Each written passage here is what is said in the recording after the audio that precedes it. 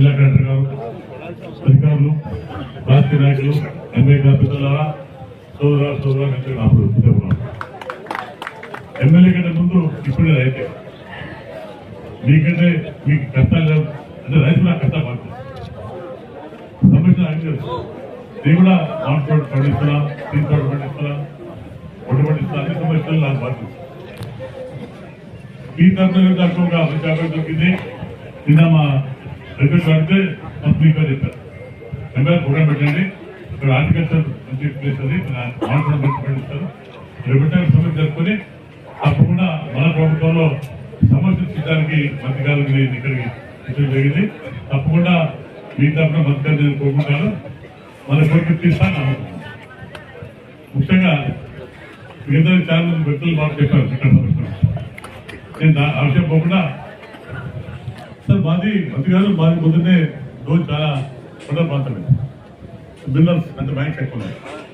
మాకు తాగడానికి కానీ ఇబ్బంది ఉంది. మాకు మేమంతా బోర్ కింద ఆధారపడే ప్రాంతం. వర్షం వస్తే మాకు బోర్ వర్షం పడిపోతే మా భక్తులు ఆస్తారు. మీరు లిస్ట్ పెట్టుకొని గతంలో టీడీ ప్రభుత్వంలో కే కృష్ణమూర్తి గారు ఈ పాత సభ చూసి దాదాపు 600 మన ప్రాంతంలో 36 కోట్లు నిలిపారు. దానివల్ల ఆ ప్రాంతంలో సాగు సమస్య కానీ అమృతం సాగలేదు. ఈరోజు మా పేదల మండలంలో నా స్వార్థం కోసం మీ సాధన వస్తాయని మంత్రి గారు అడుగుతున్నా.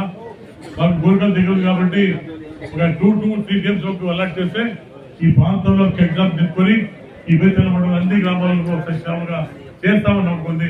దయచేసి మీరు 2 రూపాయలు ట్యాంక్ చేస్తే మా ప్రాంతం శాశ్వతంగా వాళ్ళకి తాగిన సమస్య కానీ తాగిన సమస్య తిరుపతి నాకే నమ్మకం ఉంది. మీరు శాంతి చేస్తే నాకు నమ్మకం ఉంది. తప్పకుండా రాబోయేలో ఆ కార్యం చేస్తున్నాం. ఇది చాలా పెద్ద విషయం. మన ప్రభుత్వం ముఖ్యమంత్రి గారు కావాల్సిన రైతులు బాగుండాలి, రైతు కుటుంబాలు బాగుంటాయి.